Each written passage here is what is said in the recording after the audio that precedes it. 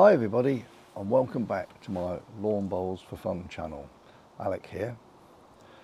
Well, as you can see, I'm sitting in my garden because it's a baking hot day today, and what I want to cover today, I don't actually need to be at the bowling club. I can do it sitting in the shade in the comfort of my own garden. In fact, there's 2 or 3 games going on at the club anyway, so I didn't want to go up there and sort of be a distraction. So I thought I would do it here. Now, a few of my subscribers have asked me about Grippo and what it's all about. So that's what I'm going to do today, a short video on what Grippo is for and the best way to use it.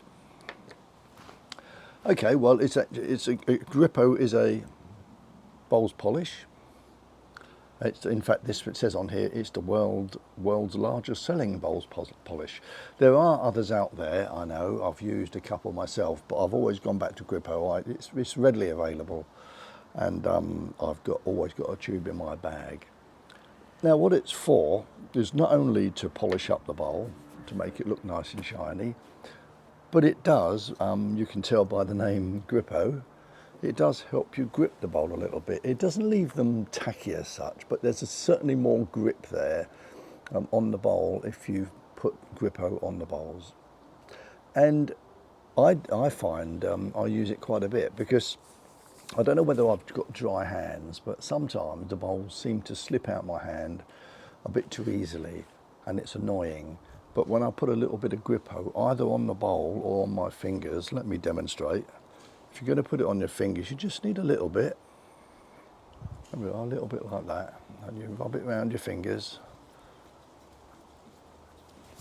Make sure it's well rubbed into your fingers.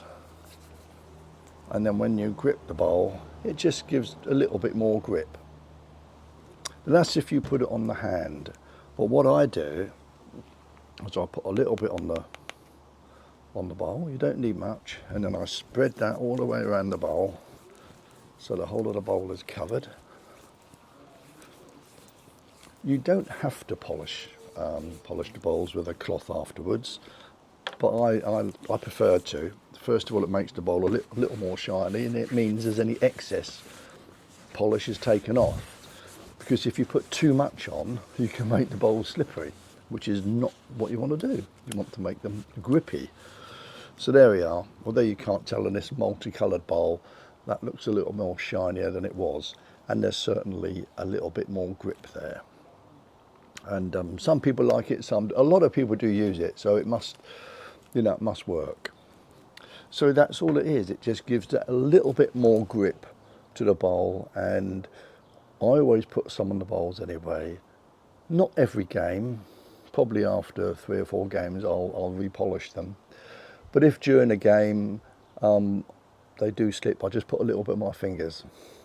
Also, when it rains, if the bowls get slippery, you've got to be careful though. If you put too much Grippo on in rain, it'll make it worse.